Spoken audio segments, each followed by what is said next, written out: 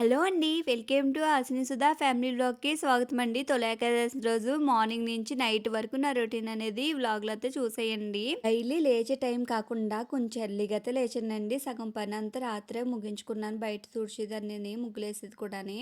ఇప్పుడొచ్చేసి time చూస్తున్నారు కదా ఎంత అయిందనేది. ఈ టైంకి అయితే లేచానండి. లేచైతే త్వరగా అయితే కంప్లీట్ చేసుకుంటున్నాను. ఇంకా మాఫ్ అయితే నైటే పెట్టేసుకున్నాను కాబట్టి ఇంకా ఊడ్చేసుకుంటే సరిపోదు కాబట్టి ఇంకా ఊడ్చుకుంటూ వస్తున్నానండి. ఇంక గదులన్నీ కూడా పిల్లలు ఇంకా లెగలేదు. హస్బెండ్ కూడా ఫస్ట్ షిఫ్ట్ అయితే వెళ్ళిపోతారండి. అందుకు త్వరగా ఆయన ఉన్నప్పుడే పూజ అయితే కంప్లీట్ చేసుకోవాలని ఇంకా మొత్తం ఊడ్చుకొస్తే నైట్ మాఫ్ పెట్టేస్తున్నాను కదండి. ఇప్పుడు ఏం మాఫ్ పెట్ట అవసరం లేదు.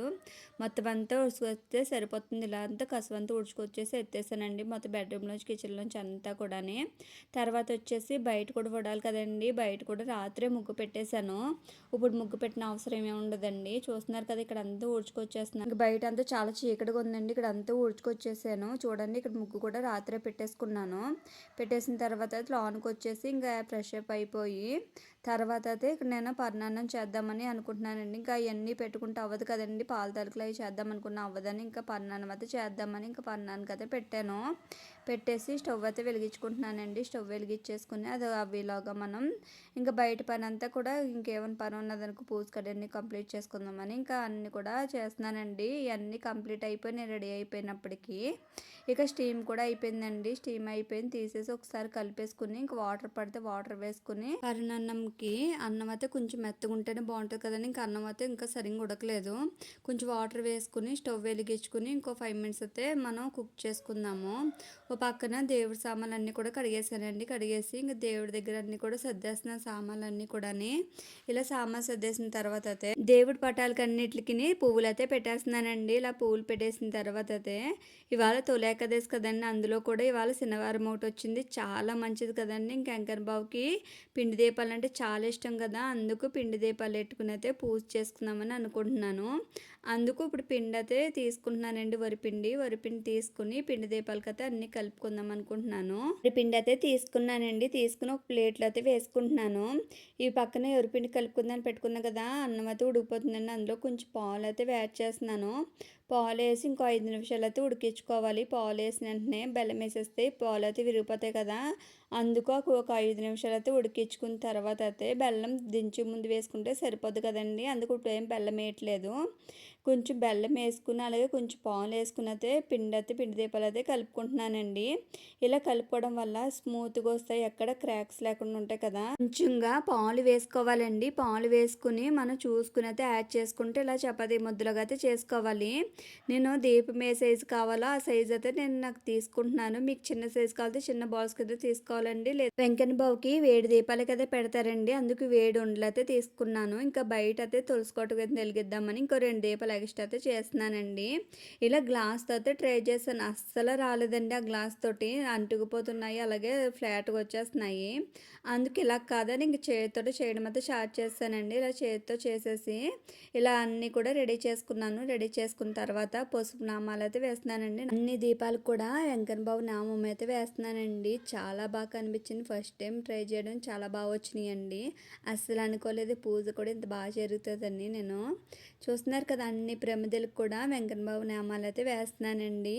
ఇలా వేసిన వాటిని కూడా రెడీ చేసుకున్నాం కదా. పిండి దీపాలు అయితే అన్ని అటుకులు అయితే దేవుడి దగ్గరికి అయితే అటుకు వెళ్తానండి. అటుకు వెళ్ళి ముందు వెంకన్న బాబు ముందైతే ఇలాగ తమలపాకు వేసుకుని తమలపాకు మీద ఇలా ప్రమిదలు అయితే పెట్టుకుంటున్నానండి. అదండి పిండి దీపాలు అయితే పెట్టుకుంటున్నాను. పిండి దీపాలు వరుసగా 7 తమలపాకులు వేసుకుని ఇలాగ దీపాలు అయితే పెట్టుకున్నానండి. ఇలా పెట్టుకున్న తర్వాత అన్నీ కూడా మొత్తం ఆయిల్ కట్ట అన్నీ వేసుకుంటున్నాను. ఒత్తులన్నీ పెట్టుకుని మా హస్బెండ్ అయితే వెలిగిస్తున్నాను కదండి. ఇంకా ఆయన స్నానం చేస్తున్నారు. స్నానం చేసి వచ్చేలాగా ఇంకా అన్నీ కూడా రెడీ చేసేద్దామని సాంబ్రాణితో సగా ఆగురొత్తులు సగా అన్నీ కూడా రెడీ చేసి పెట్టేశానండి. రెడీ చేసి పెట్టేసి అన్నీ మొత్తం పరనాన్న చేస్తున్నాను కదండి. ఆ పరనాన్న కూడా రెడీ చేసేది అక్కడ పెట్టేశాను. ఇలా అయితే పూజ కడ అన్నీ కూడా రెడీ చేసి పెట్టేశానండి. ఇంకా మా హస్బెండ్ వచ్చి ఇంక దీపం వెలిగిస్తే సరిపోతుంది. ఆయన కూడా స్నానం చేసి అయితే వచ్చేసారండి. ఆయనకైతే కొంచెం గంధం పెట్టి అలా అయితే కుంకుమ బొట్టు పెడుతున్నాను. పెట్టేసి ఇంకా అన్నీ రెడీ చేసేసాను కాబట్టి ఆయన దీపం వెలిగిస్తే సరిపోద్ది కాబట్టి ఇంకా త్వరగా అయితే ఆయన చేత అయితే దీపం అయితే వెలిగించేస్తున్నాను. ఒక పక్కన డ్యూటీ టైం అయిపోతుంది కంగారు పెడుతున్నారు. ఇలాగా దండం పెట్టేసుకుని ఇంకా తర్వాత వచ్చేసి 7 దీపాలు పెట్టాను కదండి వెంకన్న బాబుకి. ఆ 7 దీపాలు కూడా వెలిగిస్తున్నారు. పక్కన నేను పెట్టుకున్నతే ఇలాగా దేవుడి దీపాలన్నీ కూడా వెలిగించేసారండి. వెలిగించేసిన తర్వాత ఇద్దరు కలిపి ఇంకా దండం పెట్టుకుని ఇద్దరి మధ్య ముక్కేసుకుని తర్వాత అయితే ఆయన డ్యూటీకి అయితే వెళ్ళిపోదామని ఇంకా రెడీ అయిపోయారండి. వెళ్ళిపోతున్నారు. ఇక్కడ ఓ పక్కన పూజ అంతా కంప్లీట్ అయిపోయింది కదా, మీరు దండం పెట్టేసుకోండి. పక్కన మా హస్బెండ్ టైం అయిపోతున్నాను కదా, త్వరగా ఆయన కిందకి వెళ్ళిపోయి డ్యూటీకి అయితే వెళ్ళిపోయారు. వెళ్ళిపోయిన తర్వాత నేను కూడా ఒకసారి మొక్కేసుకున్న తర్వాత ఇక్కడైతే బయట దీపం వెలిగిస్తానని చెప్పాను కదండి, తులసికోట దగ్గర. ఆ తులసికోట కాడికి దీపాలు కూడా రెడీ చేసుకుంటున్నాను. ముందుగా చేసుకున్నాను, నామాలు అయితే పెట్టుకోలేదండి. ఇప్పుడు నామాలు పెట్టేసుకుని బయట తులసికోట దగ్గర అయితే దండం పెట్టుకుందాం అనుకుంటున్నాను. ఇలాగైతే దీపాలు అయితే రెడీ చేస్తానండి. రెడీ చేసిన తర్వాత ఇలాగైతే దీపాలు కూడా బయట వెలిగించేసాను.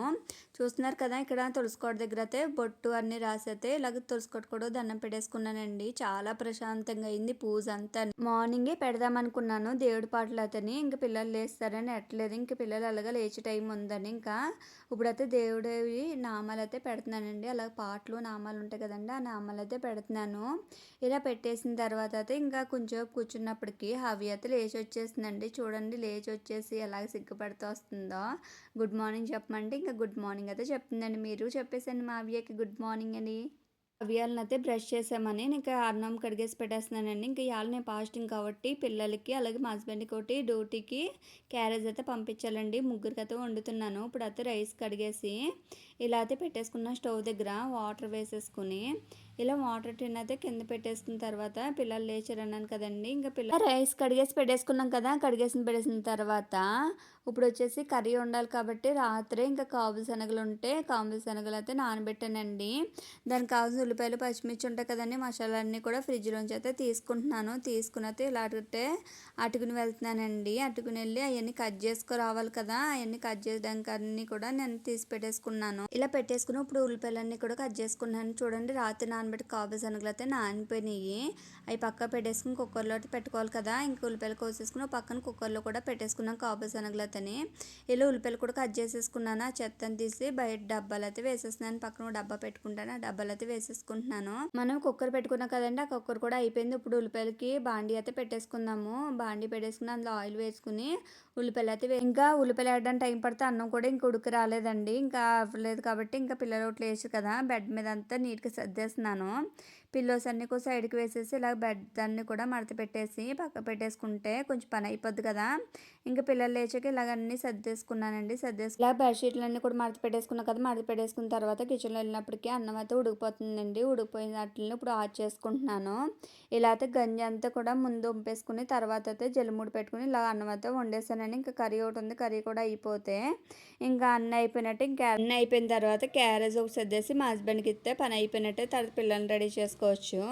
ఇదంతా చూసేటప్పటికి కారం అంది చిన్న డబ్బాలు అయితే అయిపోయిందండి. ఇంకా తీసుకుంటున్నాను, ఫ్రిడ్జ్లో అయితే పెట్టేస్తాను. కారం అంతా ఒక సంవత్సరం సరిపడగా అయితే ఆడించేసుకుంటాము. ఇలాగా సరిపడగా కారం తీసుకుని మళ్ళీ ఆ డబ్బా అయితే ఫ్రిడ్జ్లో పెట్టేసుకుంటానండి. కారం అయితే వేసేసాను కదా, ఆ కర్రీలో వేసిన ఐటమ్స్ కూడా అన్నీ వేసేసానండి. వేసేసి ఒకసారి కలిపేసుకుని మూత పెట్టుకుని కుక్ చేసుకుందాము. కుక్ చేసుకున్న తర్వాత ముందు అన్నం వార్చుకున్నాం కదండి, అన్నం వార్పు కూడా తీసేసాను. తీసేసి ఒకసారి స్టీమ్ చేసేసుకుని ఇలాగ మా హస్బెండ్ బాక్స్ అయితే పెట్టేసుకుంటున్నాను. ఎంత పని అయినప్పుడు ఆ అన్నం కూడా చల్లారిపోద్ది కదా. చల్లారిపోయిన తర్వాత క్యారేజ్ అట్టుకెళ్ళి అయితే ఇచ్చేయచ్చు కదా అని ఇంకా బాక్స్ అన్నీ కూడా సర్దేశానండి. సర్దేసి కర్రీస్ అన్ని పెట్టేసి మూత అయితే పెట్టేశాను. తర్వాత ఇంక పిల్లలకి అన్నమే తినిపించేస్తున్నానండి. ఒక్కోసారి అన్నం తినిపిస్తాను, ఒక్కోసారి టిఫిన్స్ అయితే వేసి పెడతానండి. లేదు అని అంటే ఇలాగ రైస్ అయితే పెట్టేస్తే ఏది పెట్టినా తినేస్తారండి. తిన్నాను మాట మాత్రం అంటే పిల్లలు మాత్రం. ఇలా అయితే అన్నం పెట్టేసానండి. పెట్టేసిన తర్వాత ఇంకా మౌత్ వాష్ చేసేసి ఇలా అయితే మా హస్బెండ్ క్యారేజ్ సర్దేశాను. పిల్లలు కూడా ఇంకా పెట్టేసి ఉండిస్తే చల్లారిపోద్ది కదండి. ఇంకా వాళ్ళ బాక్స్లో కూడా ఇలాగైతే పెట్టేస్తున్నానండి. బాక్స్లోకి రైస్ పెట్టేసి ఇద్దరు బాక్స్లోకి అట్లే పెట్టేసాను అనుకోండి, కొంచెం మన బాక్స్ ప్యాక్ చేసినప్పటికీ చల్లారిపోద్ది కదా. అందుకే ఇలాగ కర్రీస్ అలాగే రైస్ పెట్టేసి ఇలా అయితే రెడీ చేసి పెట్టేసుకున్నానండి. ఇలా రెడీ చేసి పెట్టేసిన తర్వాత పిల్లలకైతే డైరీ సైన్ అయితే చేద్దామని ఇంకా వస్తానండి. పెన్ తీసుకున్నతే ఇద్దరు పిల్లలకి డైరీ సైన్ చేయడానికైతే నా కోసం వెయిట్ చేస్తున్నారండి. చూస్తున్నారు కదా, డైరీ సైన్స్ కోసం పిల్లలు బుక్స్ పెట్టి అలా వెయిట్ చేస్తున్నారు. ముందు జోష్ పాపకి అయితే డైరీ సైన్ చేస్తారు. ఇక్కడ అవ్యకి చేస్తున్నాను కదా, అవ్య చేస్తుంటే అవ్య చూడండి పెన్సిల్తో చేయమని ఇస్తుంది. అలా కాదు పెన్తో చేయమని ఇంకా పెన్తో చేసేసానండి. చేసేసి వీళ్ళిద్దరిని కూడా రెడీ చేస్తాను కదా. ఇంకా స్కూల్కి వెళ్ళడమే ఇంకొకటి ఉందండి. మా హస్బెండ్ కూడా క్యారేజ్ ఇచ్చేసి వచ్చేసాను. అదే ఇంకా వీడియో తీయడానికి అయితే అవ్వలేదండి. ఇంక క్యారేజ్ అయితే అటుకెళ్ళి ఇచ్చేసాను. ఇంక పిల్లల్ని కూడా రెడీ చేస్తాను కాబట్టి ఇంక ఇంక కిందకైతే వెళ్ళిపోతున్నారండి. కిందకి వెళ్ళిపోయి నా కోసం అయితే లాక్ వేసి వస్తాను కదండి, నా కోసం అయితే కింద వెయిట్ చేస్తున్నారు. గేట్ తీస్తానని చూడండి ఎలా ఎక్కేసిందో. ఎక్కేసి అయితే ఇలా గేట్ అయితే తీసి ఓపెన్ చేసేసింది. ఓపెన్ చేసేసి ఇలా క్యారేజ్ బ్యాగ్లు పెట్టుకుని అయితే మేమైతే స్కూల్కి అయితే వెళ్ళిపోయాము. స్కూల్లో అయితే దేవిడ్స్ వచ్చానండి. వచ్చిన తర్వాత ఏం చేయాలా అని ఇంకేం పని లేదండి. ఇంకే పని లేదని ఇంకేం చేశాను, ఇంకా పిల్లల బట్టలు ఉంటాయి కదండి చంద్రవిధంగా అయితే తీసి పాడేశారు. ఇంకా అట్లన్నీ ఫోల్డ్ చేసుకుని మడత పెట్టుకుంటూ కూర్చున్నానండి. అలాగే ఫోన్ చూస్తా అలా కూర్చున్నాను అనుకోండి, ఆకులు అనేది అనిపిస్తాయి కదా, అలా అనిపించకూడదని ఏదో పని పెట్టుకుంటాను నేను. ఇలా అయితే పిల్లల బట్టలు నా బట్టలు చదరవిదర అయిపోయినాయండి. ఇంక పిల్లలందరూ టీ షర్ట్లు ఇలాగ మిడ్డీస్ అన్ని కూడా సెపరేట్ గా పడిపోయినాయి. ఇలా కాకుండా రెండు ఒక పైన టాప్ కింద మిడ్డీ కూడా ఒదుకుని ఉండాలి కాబట్టి ఇలాగా అన్ని బట్టలు కూడా ఇలాగే సేమ్ ఫోల్డ్ చేసేసుకుంటున్నానండి. ఫోల్డ్ చేసేసుకుంటాను నేను. మొత్తం ఫోల్డ్ చేసుకున్న తర్వాత సర్దుకున్న తర్వాత మీకు చూపిస్తానండి. చూస్తున్నారు కదా ఇలాగ సర్దేసుకున్నాను. పిల్లల బట్టలు నా బట్టలు కూడా ఓన్లీ సర్దుకున్నాము, మాయే సర్దుకున్నామండి. ఇంకేళ్ళన్నీ సర్దేసుకున్నా అన్ని పని చేసుకున్నప్పటికీ పిల్లలతో వచ్చేసారండి. పిల్లలు వచ్చేసిన తర్వాత మార్నింగ్ అయితే పర్ణాన్నం అయితే తినలేదండి, అందుకు పిల్లలకి పెడుతున్నాను. మా అవి అయితే చాలా ఇష్టంగా తింటుంది. చూస్తున్నారు కదా ఎలా తింటుందో. ఎలా ఉందమ్మా అంటే చాలా బాగుంది అని అంటుందండి. మా జోష్ అయితే బలవంతంగా పెట్టాను, అది అస్సలు తిందో. ఇలా కొంచెం పోతే టీవీ చూసిన తర్వాత ఇంకా టెంపుల్కి వెళ్దామని రెడీ అయిపోయామండి. పిల్లలు కూడా రెడీ అయిపోయారు. రెడీ అయిపోయి ఇలాగైతే గుడికైతే వెళ్తున్నామండి. పిల్లలు చెప్పులు వేసుకుని అయితే వాటర్ బాటిల్ పెట్టుకుని అయితే గుడికైతే బయలుదేరిపోయాము. గుడికైతే వెళ్ళామని చెప్పాను కదండి. గుడికాడైతే చాలా మంది జనం ఉన్నారు. అక్కడైతే గోవింద వేడుకొండలవాడ వెంకటరమణ అంటూనే ఉన్నారండి.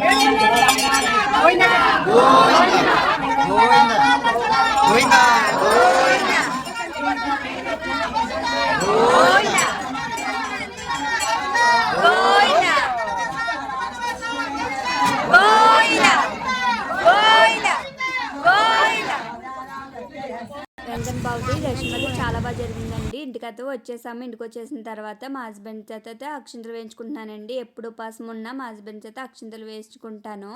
ఇలా అక్షింతలు వేసుకుని దండం పెట్టేసిన తర్వాతే వాని చేతితో అయితే వాటర్ ఇచ్చేసి తాగిపించిన తర్వాతే ఉపాసం అయితే విరమిస్తానండి. ఇలా అయితే తాగిపించేసిన తర్వాత అయితే ఇంకా ఉపవాసం అయితే అయిపోయిందండి. అయిపోయిన తర్వాత నేను వచ్చేసి ఇప్పుడు ఇడ్లీకి అయితే పెట్టానండి. పిల్లలకైతే అన్నం ఉంటే అన్నం తినిపించేసాను. మాకైతే ఇడ్లీ అయితే పెట్టానండి.